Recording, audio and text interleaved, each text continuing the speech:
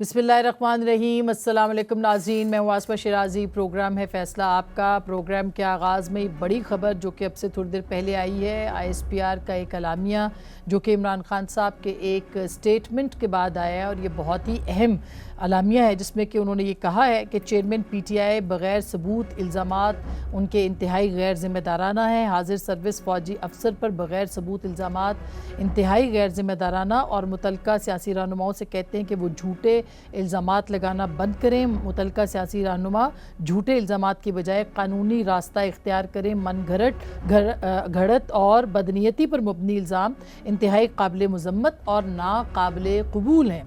ये ज़ाहिर है कि जो स्टेटमेंट इस वक्त आया, इमरान खान साहब ने इससे पहले जो एक जलसा था उसके अंदर इल्ज़ामात आयद किए थे। इस वक्त के जो DGC हैं ISI के, उनके ऊपर कुछ इल्ज़ामात लगाए थे और ये कहा था कि उनके ऊपर जो कातलाना हमले हुए हैं उसमें वो मुलव्वस हैं।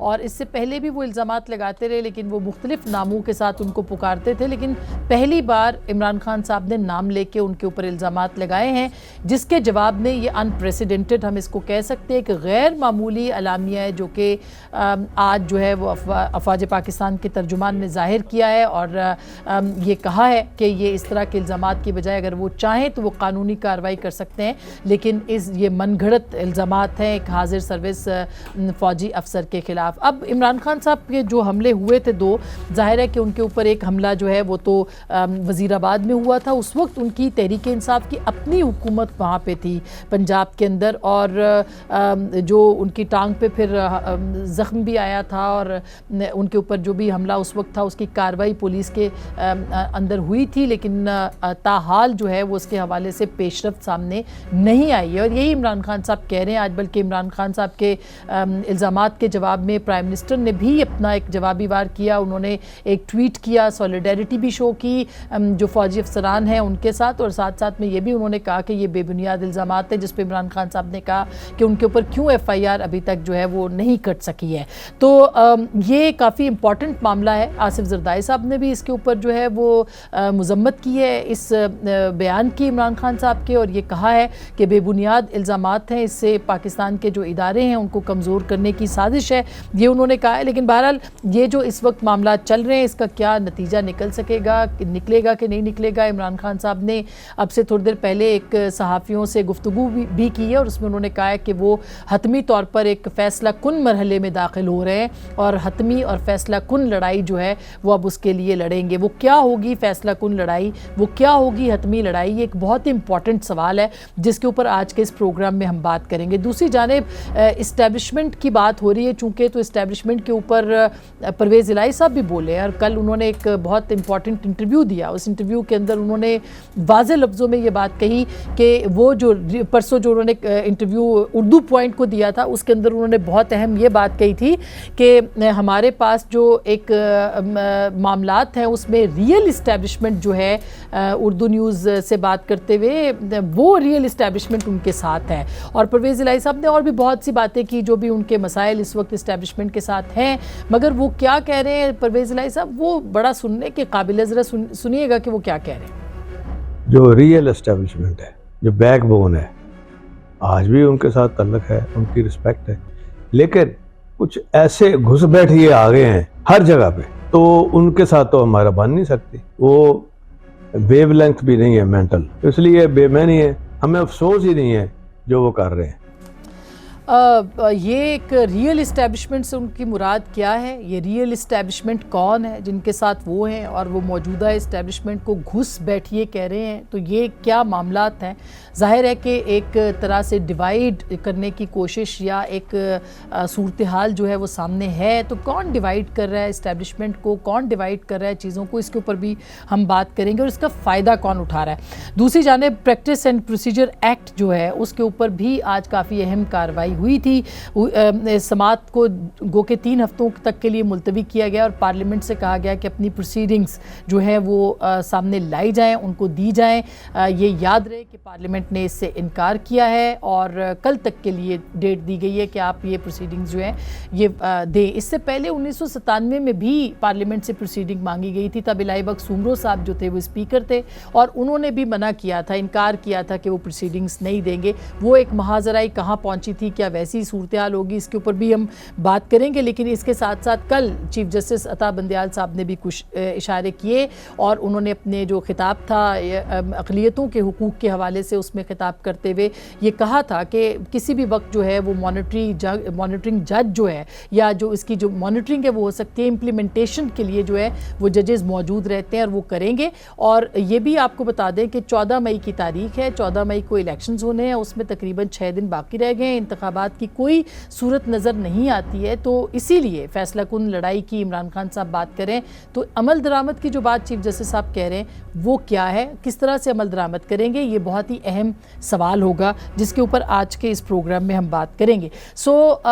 ये अब जो मामलात हैं इस पर गुफ्तगू के लिए हमारे साथ मौजूद हैं जनाब अता तारड़ साहब, मुआविन ख़ुसूसी हैं वज़ीर आज़म पाकिस्तान के, जनाब नदीम अफजल चंद साहब हमारे साथ मौजूद हैं, पाकिस्तान पीपल्स पार्टी के सीनियर रहनुमा हैं, पब्लिक अकाउंट्स कमेटी के चेयरमैन रहे हैं और पब्लिक अकाउंट्स कमेटी ने भी तफसीलात तलब कर ली हैं जस्टिस मुज़ाहिर अली अकबर नकवी साहब की, उनकी सफरी जो दस्तावेज़ात हैं वो भी तलब कर लिए हैं नूर आलम खान साहब ने। और आज 14 में से 13 अरकान पार्लियामेंट जो हैं उन्होंने कहा कि जजेस का एहतसाब होना चाहिए या उनका एहतसाब होना चाहिए, ये होना चाहिए कि नहीं, क्योंकि रज़ा रब्बानी साहब इसकी मुखालफत कर रहे हैं। उनसे बात करेंगे और हमारे साथ मौजूद होंगे पाकिस्तान तहरीक इंसाफ से जनाब शेख वक़ास अकरम साहब, थोड़ी देर में हमें ज्वाइन करेंगे। सबसे पहले मैं अब अता तारड़ साहब आपके पास आना चाहती हूँ। पहले तो ये स्टोरी बहुत अहम है जो कि ISPR ने भी बयान दिया है, तो आपको क्या लगता है कि ये गैर मामूली है? ऑफ कोर्स, तो क्या हो सकता है सर इसके ऊपर? देखिए, DG काउंटर इंटेलिजेंस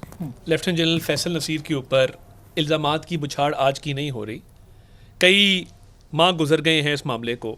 जब वज़ीराबाद में इमरान खान साहब पे हमला होता है और वहाँ का एक रहायशी, हमारा हल्का बिल्कुल साथ है, मेरा भाई वहाँ से MP है, तो वो जो शख्स है मजहबी मुनाफरत के तहत वो इतराफ़ जुर्म करता है और खान साहब की ही गार्ड की एक गोली से मौज़म गोंदल नामी एक आदमी वज़ीराबाद का रिहायशी, उसकी मौके पे डेथ हो जाती है। परवेज़ इलाही साहब की गवर्नमेंट थी और प्रेशर डाला जाता है कि 3 लोगों पे पर्चा दिया, जिसमें वज़ीर आज़म शहबाज शरीफ साहब, वज़ीर दाखिला राना सनाउल्लाह और DGC फैसल नसीर। इनकी अपनी गवर्नमेंट ने पर्चा इसलिए नहीं दिया कि सबूत मौजूद नहीं थे, शवाहिद मौजूद नहीं थे, पता नहीं था कि ये हमले के पीछे कौन है या इसके क्या मुहर्रकात हैं। जब वो इतराफ़ी बयान सामने आ गया, अब हमारे हल्के के 2 लड़के इन्होंने उठा लिए, उन्हें पूरी रात टॉर्चर करते रहे कि जी तुम मरियम बीबी का नाम ले लो, राना सनाउल्लाह का नाम ले लो। ये इस तरह होता नहीं है। जब आप तहकीकात करते हैं तो आप देखते हैं कि किसको किसकी कॉल आई, आप जियो फेंसिंग करते हैं। अब तो तकनीकी बुनियादों पे तफ्तीश होती है। पॉलिटिकल पॉइंट स्कोरिंग के लिए इनको एक इदारा चाहिए था। अब प्रॉब्लम ये है, इनको उस इदारे की आदत पड़ी हुई है कि जो हर मामले में इनके हक में मुदाखलत करता था। अप्रैल में लास्ट ईयर उस इदारे ने कहा जी हम न्यूट्रल हो गए। अब ये चाहते हैं कि किसी न किसी तरीके से उसको सियासत में मुलविस किया जाए। इदारा मुलविस नहीं होना चाहता। उन्होंने, मैं छोटी सी मिसाल दूं, हमारा वोट ऑफ कॉन्फिडेंस हुआ है, 180 अरकान ने वोट डाला है, किसी एक को भी कहीं और से फ़ोन नहीं किया। जब इमरान खान साहब ने बजट पास कराना होता था तो परवेज़ इलाही साहब ने मुझे खुद बताया, ये नैपी वाली बात से पहले की बात है, उन्होंने कहा जी मैनू फ़ोन आया जनरल फैज़ दा थे, उन्होंने कहा कि आप बजट पे आएँ, आप मेहरबानी करें। तो कहते मैंने जनरल फैज़ को आगे से कहा कि आपको पता ना ये गांव में नाई ये काम करते हैं, इनविटेशन देने वाला जो आप कर रहे हैं। परवेज़ इलाही साहब की और मेरी ये 1-to-1 गुफ्तगू है एंड ये वो डिनाई कर दें। तो बात ये है, इदारा वो सूट करता है इनको जो सियासत में मुदाखलत इनके हक में करे। अब नहीं करेगा तो इल्ज़ामात लगेंगे, कोई सबूत नहीं उस हमले का। दूसरा इल्ज़ाम क्या लगा रहे हैं, अरशद शरीफ के कत्ल का मामला सब जुडिस है, कोर्ट में है। आपको अगर एक पंचिंग बैग चाहिए और अपने सियासी मफादात के लिए आप एक प्रोफेशनल सोल्जर पे ये इल्ज़ामात लगा रहे हैं तो आप कोई सबूत भी तो पेश करें ना। आपकी इतनी प्रेस टॉक्स हैं, आप किस लीगल फोरम पे गए हैं, आपने कोई अरशद शरीफ के कत्ल पे याद रहे कि कुछ दिन पहले एक सीनियर हमारे एंकर पर्सन जर्नलिस्ट हैं मोहम्मद मालिक साहब, और उन्होंने ऑन द रिकॉर्ड ये बात की है कि जनरल फैज़ को भी उस इंक्वायरी में शरीक किया जाए। बाय द वे, तो आप लोग सोच रहे हैं, हुकूमत तो आपकी है ना तातार साहब, अगर उनको इंसाफ नहीं मिलेगा या किसी को भी इंसाफ नहीं मिलेगा, इवन इंक्लूडिंग इमरान खान साहब, तो इल्ज़ाम तो हुकूमत वक्त पर आता है। GIT बन चुकी, GIT ने कार्रवाई अपनी शुरू कर दी, केनिया का एक विजिट हो गया, सुप्रीम कोर्ट में एक रिपोर्ट जमा हो गई, मामला आगे चल रहा है। मैं सिर्फ ये कह रहा हूँ कि जनरल फैसल नसीर के खिलाफ अगर आपका इतना ग्रीवेंस है, आपने कौन सा लीगल फोरम अप्रोच किया है, या आपने क्या शवाहिद इकट्ठे करके मंजर आम पे लाए हैं, या अपनी प्रेस टॉक्स में, अपने जलसों के खिताबात में आपने क्या सबूत दिए? सिर्फ नाम ले लेना जिस तरह आप 2014 के धरनों में हर शरीफ आदमी की पगड़ी उछालते थे, जो मन में आता था, जो जेहन में आता था, आप खड़े वो होकर कहते हैं कहते उनकी थे। एफआईआर नहीं कट रही है अभी तक। देखिए जो एफआईआर है उसका कोई सबूत तो देना कि ये नाम एफआईआर में शामिल होना चाहिए। वो भी तहकीक के बाद एफआईआर कटती है। वजीराबाद हमले में 4 दफ़ा जीआईटी तब्दील हुई। इन्होंने गुलाम महमूद डोगर को कहा कि तुमने ये रिजल्ट निकालना है। अब उससे वो रिजल्ट निकल नहीं रहा था, क्योंकि ऑन ग्राउंड मेरा इलाका है, मैं लोकली जानता हूँ। हमारे बार के सदर है मुस्तनसर गोंदल, वो बाकायदा गवाही देते हैं कि इन्होंने मौजम गोंदल की फैमिली को ब्लड मनी दिया है इमरान खान साहब ने। करोड़ों रुपए बैग में गए हैं जो इन्होंने मौजम गोंदल को अदा किया कि अपना मुंह बंद रखना, तफ्तीश के वाले से मत बोलना। उसकी फैमिली के पास कई राज हैं, तो ये बातें करें ना, बताएं कि उसके बच्चों को जब हॉस्पिटल बुला के मौजम गोंदल के बच्चों की शर्ट साइन की गई थी, हमें तो इच्ची बिच्ची का पता है, हमें तो एक एक डिटेल का पता है कि आप वहाँ कह पे रहे थे क्या हो कुछ रहा है। लोगों को आपके उठाया गया, कौन लोग थे जिनको मुदस्सर उठाया नज़ीर गया? हमारा जिले का इंफॉर्मेशन सेक्रेटरी है, मियां मुदस्सर नज़ीर, उसको उठाया गया, उसके भाई एहसन को उठाया गया। मुदस्सर 3 महीने घर नहीं आया। हाई कोर्ट में उसकी माँ के साथ गया, बेवा माँ, स्कूल टीचर, रिटायर्ड है, जाके हाई कोर्ट में हेबियस कॉर्पस की, उसको रिलीज नहीं किया गया। 3 महीने बाद जब वो घर आया तो कहता है जी मुझे सिर्फ ये कहते थे कि कोई नाम तुम ले लो, मरियम बीबी का नाम ले लो, राना सनाउल्लाह का ले लो, अतात तारड़ का ले लो, कोई नाम ले लो, तुम कह दो कि इनके कहने पे इस बंदे ने, हालांकि उसका ताल्लुक कोई नहीं, सिर्फ वो नेबर है उस बंदे का जिसने ये गोली चलाई। अब ये महल्लेदारों को उठा के उन पे प्रेशर तो डालना, अभी बिल्कुल सही है, लेकिन आप ये बताइएगा कि रियल इस्टेब्लिशमेंट से क्या मुराद है? जो आप परवेज इलाही साहब की गुफ्तगू सुन रहे थे, मुझे तो समझाएं जरा कि कौन सी रियल इस्टेब्लिशमेंट है जो उनके साथ है, और ये घुसपैठिए कौन से हैं? चौधरी परवेज इलाही साहब मेरे तो बुजुर्ग हैं, सारी उम्र इस्टेब्लिशमेंट का उनको पता तो बड़ा है, क्योंकि उन्होंने सियासत इस्टेब्लिशमेंट के सारे ये भी किए। मुआवजा है ना कि आज वो उनके खिलाफ बोल रहे हैं। अभी कोई हकी नहीं, उनकी बात को आप इस लेवल पे लें, मैं तो उनकी बात को बड़ा सीरियस ले रहा हूँ कि इसका मतलब है कुछ लोग तो हैं हकीकी इस्टेब्लिशमेंट, अब कोई एक्सटर्नल है या इंटरनल है, या देखिए इस्टेब्लिशमेंट का तो सुनी थी, establishment हकीकी पहली बार सुनी है। इस्टेब्लिशमेंट का एक गुलदस्ता होता है ना, जिसमें बिजनेस टाइकून भी होते हैं, जिसमें मीडिया टाइकून भी होते हैं, जिसमें सुप्रीम कोर्ट भी होती है, फौज भी होती है, फौज के चंद जर्नैल होते हैं, फिर पॉलिटिकल एलीट भी होती है। इस्टेब्लिशमेंट तो एक पूरा एक जज भी गुलदस्ता है। तो कितने रियल है वो चौधरी साहब बेहतर बता सकते हैं, बल्कि उनकी इस बयान पे मैं समझता हूँ बिल्कुल इंक्वायरी भी होनी चाहिए कि कौन, इसका मतलब है कि जो कुछ इस मुल्क में अफरा तफरी या फितना फैलाया जा रहा है, इसका मतलब है हकीकी इस्टेब्लिशमेंट इसके पीछे है। इसको आप सीरियस लें ना। आपके चौधरी साहब ने जो बयान दिया है कि साबिक चीफ मिनिस्टर 2 दफ़ा वज़ीर आला रह चुके हैं, स्पीकर रह चुके हैं, डिप्टी वज़ीर आज़म रह चुके हैं, अगर वो कह रहे हैं कि आज कोई हकीकी इस्टेब्लिशमेंट है, तो वो हकीकी इस्टेब्लिशमेंट किधर है? शारा दस्तूर पे कहीं मौजूद है ना, उन्होंने कहा रीढ़ की हड्डी है वो शारा दस्तूर पे मौजूद है। और देखें, मैं तो पहले दिन से कह रहा हूँ कि खान साहब कोई एंटी इस्टेब्लिशमेंट नहीं है, ना उनका कोई बयानिया है, ना वो एंटी अमेरिकन को बयानिया है। एंटी अमेरिकन वाला बयानिया आप आने चंद दिनों में देख लेंगे कि अमेरिका, वो नवी खबर आई है अमेरिका साडा भाई है, वो ये कहते पाए जाए, बल्कि कह दिया उन्होंने। ये जो फ़ोटो आना किसी के मिनिस्टर के साथ या किसी बंदे के साथ, ये सारी हकीकतें। दूसरा वो कह रहे हैं जी डीजीसी, अब देखें 2017 से लेकर 2019 तक जनरल फैज़ डीजीसी रहे हैं, और अल्हम्दुलिल्लाह मैं वाहिद बंदा हूँगा जो ब्रिगेडियर आदल से और जनरल फैज़ से ड्यूरिंग इलेक्शन शामिल होने से लेकर नहीं मिला। पक्की बात है, आपने नहीं मिला, बिल्कुल नहीं मिला ना। मुझे उन्होंने कहा फैज और दूसरे ब्रिगेडियर आदल जो इलेक्शन सारा मैनेज कर रहे थे 2018 मैनेज किया करते थे ब्रिगेडियर 2018 वाला। अच्छा, अब देखें, ये अलमिया है कि इस मुल्क में लोगों को उन्होंने, मैं आपको एक वाक़या सुनाता हूँ कि जो हमारे स्पीकर साहब थे, मैंने खान साहब को कहा कि सियालकोट से मैंने इंक्वायरी की है, तो अमीर हुसैन, चौधरी अमीर हुसैन को आप टिकट दें, तैर हुंदली और एक मियाँ परवेज़ के मियाँ सूबाई असम्बली के, इनको टिकट दें, और फिरदौस आशिक को आप स्पेशल सीट पे ले जाएं, तो आप इलेक्शन जीत जाएंगे सारे सियालकोट। तो उन्होंने कहा बुला लो अमीर हुसैन को। अमीर हुसैन बनी गाला के गेट पे पहुंच गया, बुजुर्ग सियासतदान है, साबिक स्पीकर हैं, जी जी बड़ी इज्जत पूछ लीजिएगा। आउन चौधरी और मैं अंदर बैठे, उन्होंने कहा कि यार वो फैज़ नहीं मानता, जनरल फैज़ का मैसेज आया कि फिरदौस आशिक अवान को टिकट ज़रूर देना है। रियली? अमीर हुसैन गेट पे खड़ा रहा, मैं और आउन चौधरी, मैं 1 घंटा कोशिश करता रहा गेट से अंदर तो आ जाए, गेट से अंदर क्योंकि फैज़ की इजाज़त रही थी। ये तो अब बड़ा इंकशाफ, मैं यकीन जानिए टिकटें जनरल फैज ने बांटी। हाँ, जिसको अप्रूव करता था अली असद मल्ली। मैंने कहा ये कमज़ोर कैंडिडेट है, मैं आपको नाम लेके बताऊँ। उन्होंने कहा यार ये भी फैज़ का, हर टिकट की अप्रूवल फैज़ देता था।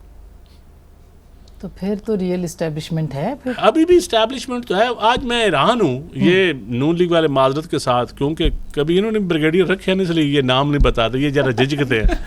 तो ये पीपल पार्टी को तो झिझक कोई नहीं, तो ये इनको इंक्वायरी करनी चाहिए।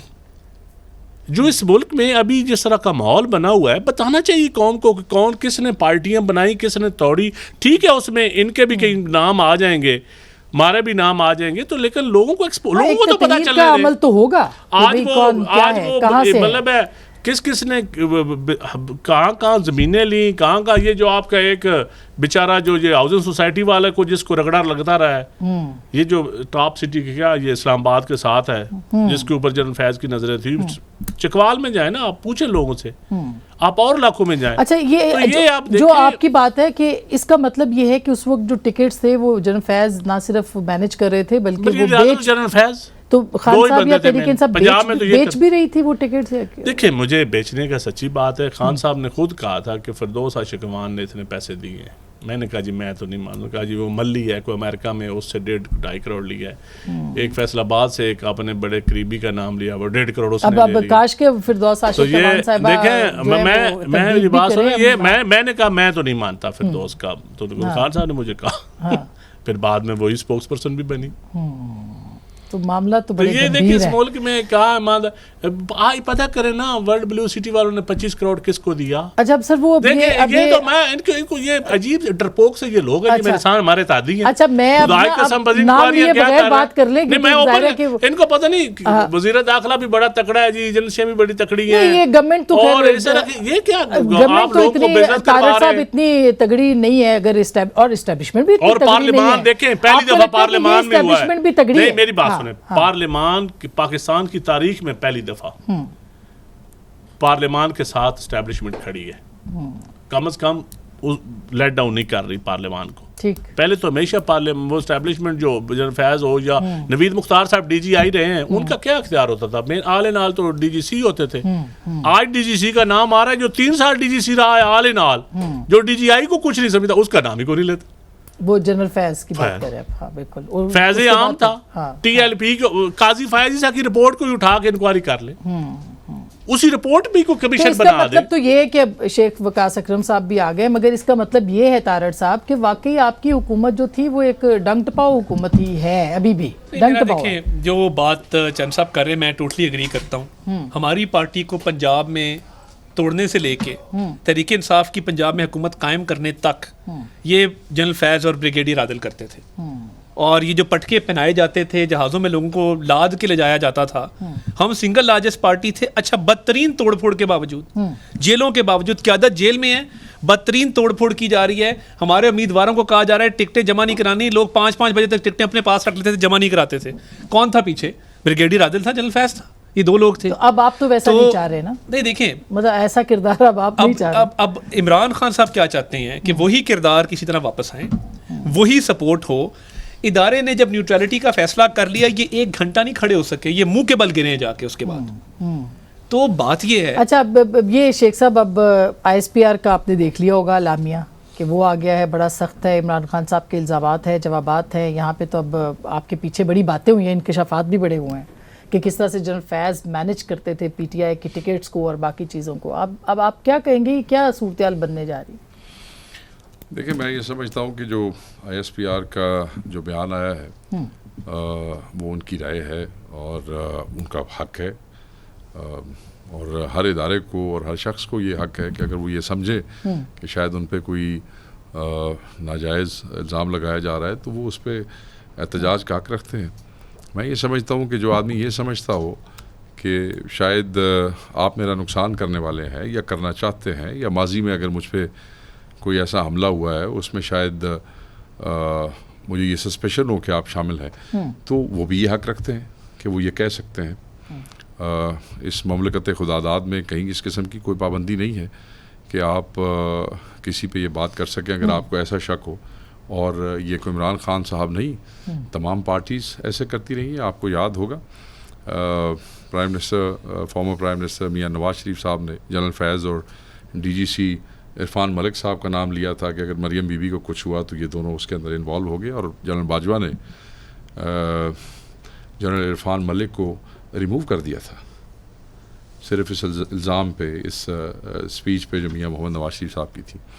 तो अगर माजी में ऐसा होता रहा है और बहुत सी सियासी पार्टियों को जब तकलीफ़ इदारों से पहुंचती रही है, उनके लीडरान बोलते रहे हैं, तो इमरान खान पे इतनी आवबका किस लिए?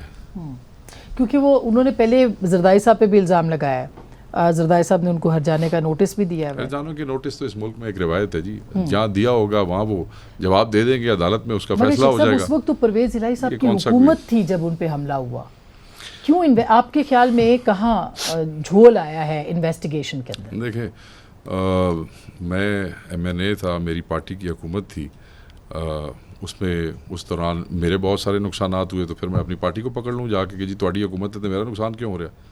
मगर अगर परवेज़ इलाही की हुकूमत थी हाँ। और उस पर खान साहब पे हमला हो गया तो वहाँ परवेज़ इलाही को पकड़ लें जाके? नहीं, ऐसे नहीं है। वो समझते हैं उनका राइट है, हक है, वो कह सकते हैं, और जो अगला शख्स है वो भी अगर ये समझता है, उसको सस्पेशन है, तो वो भी कह सकता है। इसमें कौन सी ऐसी अच्छा, बुरी ये बात है? जवाब देना चाह रहे हैं आप या मैं ब्रेक ले लूँ? मैं ब्रेक के बाद ले लूँ? नहीं, मैं आप ब्रेक ले मैं ब्रेक लेती हूँ। ब्रेक के बाद हम इस पे बात करेंगे कि इमरान खान साहब के इस इल्ज़ाम पे और कानूनी कार्रवाई का उन्होंने कहा है ISPR ने कि वो हक रखते हैं, तो वो कानूनी कार्रवाई क्यों नहीं करते, इसके ऊपर भी बात करेंगे। और फिर पब्लिक अकाउंट्स कमेटी का जो मामला है, क्या पार्लियामेंट जो है वो अदलिया को सही जवाब दे सकती है, उनको देना चाहिए, एक हाजिर सर्विस जज को बुलाना चाहिए, उन पे तहकीकात करनी चाहिए? ब्रेक के बाद।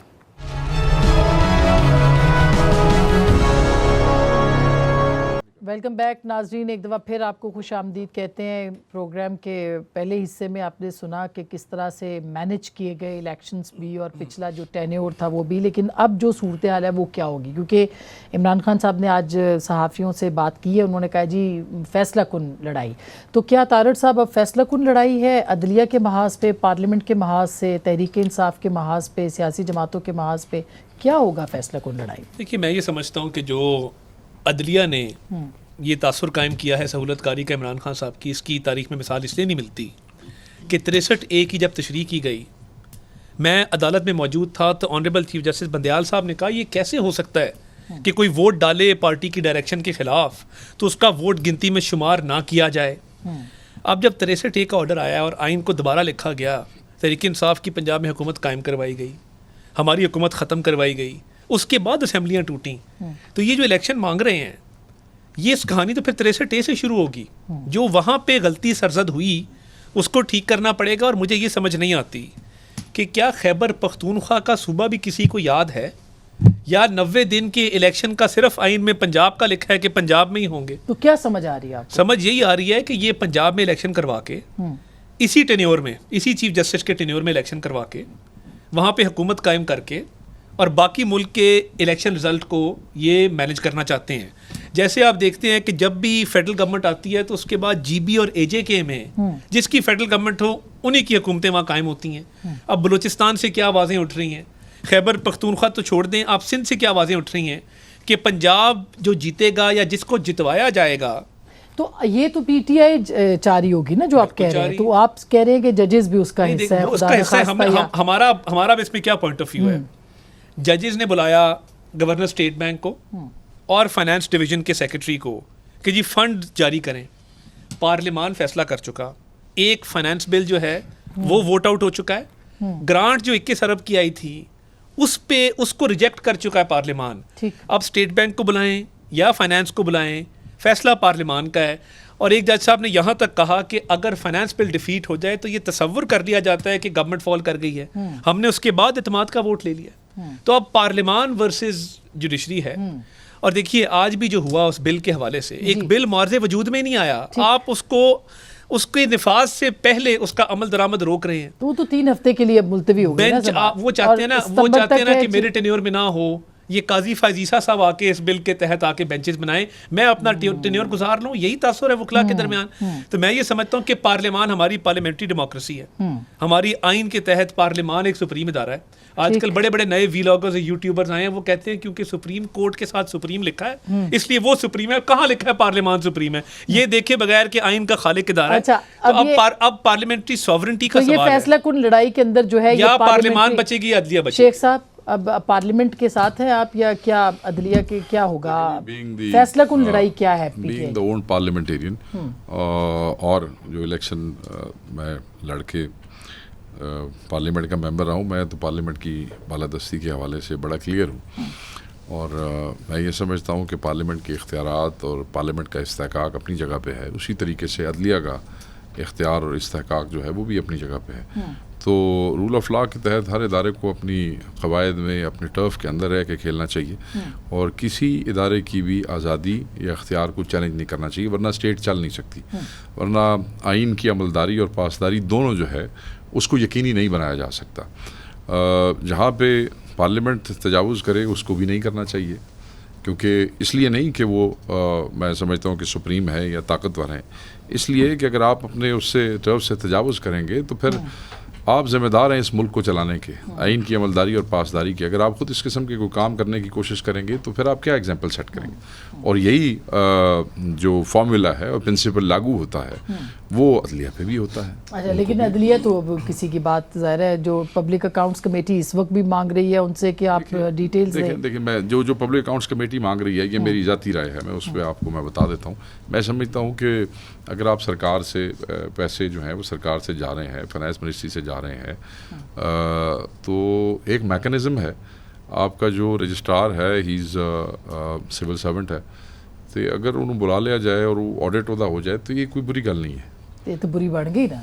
नहीं वो मगर रज़ा रब्बानी साहब ने जो आज कहा है वो ये कह रहे हैं कि आप कैसे बुला? नहीं, रज़ा रब्बानी साहब ने और बात की है, शेख साहब ठीक बात कर रहे हैं। वो जो तो सर आप इंडिविजुअल्स प्रिंसिपल अकाउंटिंग ऑफिसर जो है ना, ये तो इफ्तिखार चौधरी के ज़माने में नहीं, इन्होंने आज जज को बुला लिया। नहीं, जज को बुलाना तो मैं नहीं समझता कि मुनासिब बात है। वो इंडिविजुअल देखें, इस वक्त हालात ऐसे हैं ना कि तनाव की कैफियत ऐसी है। अदरवाइज देखिए, जब सुप्रीम कोर्ट में जब प्रॉपर अकाउंटेबिलिटी ना हो रही हो तो फिर लोगों को तो हर इदारे की अकाउंटेबिलिटी चाहिए, खा कोई जर्नैल है, खा कोई जज है, खा पार्लियामेंटेरियन है या कोई प्राइम मिनिस्टर है या कोई भी है।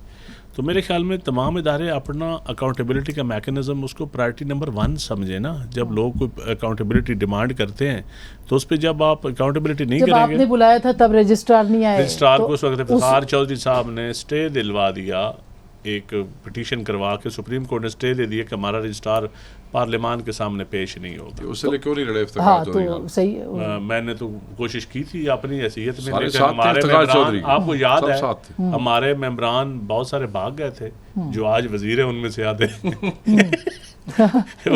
और अफसरान, असम्बली के अफसरान ने साइन करने से इनकार कर दिया था।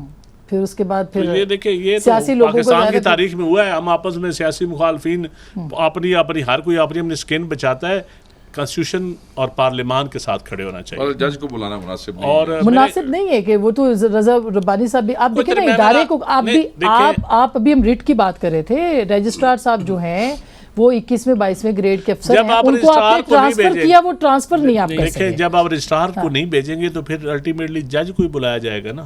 आप खुद लड़ाई की तरफ जाना चाहते हैं तो फिर लड़ाई होगी। जब आप पार्लियामानी कमेटी को नल एंड वाइड डिक्लेयर कर देंगे, पार्लियामानी कमेटी की कानून में देखें ना, आइन में कितनी गुंजाइश। पहले इफ्तिखार चौधरी जो रिकमेंडेशन है उसको आज तक रद्दी की टोकरी में फेंक दिया जाता है। नामुनासिब बात है।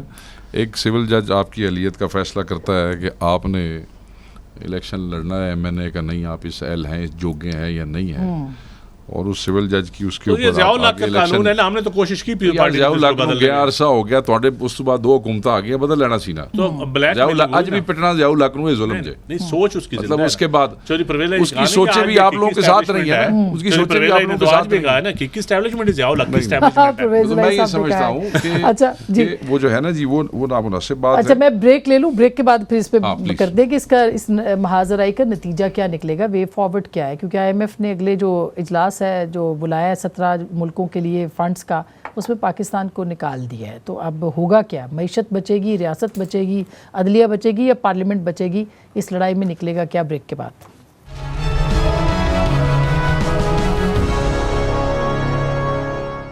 वेलकम बैक नाजरीन, एक दफ़ा फिर आपको खुश आमदीद कहते हैं। अब शेख साहब, इलेक्शन 6 दिन के बाद 14 मई की तारीख है, इम्प्लीमेंटेशन की कह रहे हैं चीफ जस्टिस साहब, वो तो अब नहीं हो सकता, तो क्या होगा? देखें, आपको चीज़ें जिस वक्त मुज़ाकरात से हल नहीं होती, चीज़ें जिस वक्त अदालती अहकामात की रोशनी में हल नहीं होती, तो फिर लड़ाई होती है, फिर झगड़ा होता है, नुकसान होता है, इंतशार होता है, और लड़ाई, नुकसान और इंतशार में कभी भी स्टेट का या अवाम का फ़ायदा नहीं होता। At the end of the day शायद किसी को ऐसा महसूस होता है कि कोई इस वक्त ताकतवर है, या शायद जो पलड़ा है, जो बैलेंस ऑफ पावर है, वो किसी एक तरफ ज़्यादा है, मगर इसमें जीत के भी लोग हार जाते हैं, क्योंकि अल्टीमेटली जब चीज़ें आइन से मावरा हो जाती हैं और वो बिल्कुल एक तमाशा सा बन जाता है। तो मैं ये समझता हूँ कि किसी भी वक्त जो है अगर सैनिटी प्रिवेल कर जाए और दोनों पार्टीज़ किसी एक ऐसे कंसेंसस पे पहुँच जाएं जिससे जमहूरियत, आइन और वो जो जमहूरी इक़्तिदार हैं उनकी जो रिवायात है, अगर वो बच सके तो ये एक अच्छा काम होगा। ये हो सकता है अभी भी, ये बिल्कुल मुमकिन है जी। देखिए, जब मुज़ाकरात हो रहे थे इस बात पे तो इत्तेफाक हुआ और बहुत बड़ा ब्रेक थ्रू हुआ कि पूरे मुल्क में एक ही दिन इलेक्शन हो, चारों सूबों में कौमी असम्बली के इलेक्शन। डेडलॉक आके इस बात पे हो गया कि इमरान खान साहब कहते हैं कि आप 14 मई को कौमी असम्बली तहलील करें, हम ये कहते हैं कि हम 30 जुलाई को इसलिए करेंगे कि हमने बजट देना है, बजट के साथ साथ IMF के मामलात हैं, फिर हमारे जो दोस्त ममालिक हैं उनके साथ जो हमारे फाइनेंशियल मामलात चल रहे हैं उनको मंतकी अंजाम तक पहुंचाना है। तो ये मुमकिन नहीं है कि केयर टेकर सेटअप आके, यानी आप 30 जुलाई पे रजामंद हो गए थे? जी, 30 जुलाई पे बिल्कुल रजामंद हो गए थे कि 30 जुलाई पे हम तहलील कर देते हैं, मगर वहां तक जाने के लिए बहुत सारे स्टेप्स हैं जो अबूर करने हैं। बल्कि जो सुप्रीम कोर्ट में तहरीरी तौर पर हमने जवाब जमा कराया उसमें हमने 30 जुलाई का लिखा कि हम अभी असम्बलियाँ तहलील करने से क्यों कासिर हैं, और ये सब कुछ हमने ये चीज़ें भुला के किया कि 63A में क्या हुआ। मगर एक हमारी डिमांड ज़रूर है कि जब भी कोई कमीशन बने या मुज़ाकरात हों उसमें ये मामला 2016 से शुरू किया जाए, जब हमारे खिलाफ केसेस बनाए गए, जब RTS को बिठाया गया, जब एक गैर फितरी हुकूमत बनाई गई, तो वो सबके सामने अभी चंद साहब इस पर रोशनी डाल रहे थे। अभी भी मैं समझता हूँ कि मुज़ाकरात में उम्मीद है और इसका हल मुज़ाकरात के जरिए निकलना है, उसके अलावा कोई चारा नहीं है, क्योंकि अदलिया के पास भी अब ऑप्शन जो हैं वो ख़त्म हो चुके हैं। तो तौहीन पार्लियामेंट का बिल भी कल आ रहा है और ऑप्शंस क्या वाकई ख़त्म हो गए? देखिए, मुज़ाकरात नहीं हो गए तो अल्टीमेटली पॉलिटिकल क्लास लूज़र होगी, सारी पॉलिटिकल क्लास, और दूसरा ये सिस्टम, उसमें फिर जजेस भी नहीं बचेंगे। ये अब बड़ा फैसला कौन मर लें, इससे पहले तो अवाम पिसती रही है ना, अब अशराफी ये सारी पिस जाएगी। तो आम आदमी जो है ना उसके हालात तो कोई नहीं बदलने, आपकी लड़ाई से आम आदमी का कोई तल्लुक नहीं है। आपको लगता है सिस्टम, मैं समझता हूँ जो चीज़ें हमने माजी में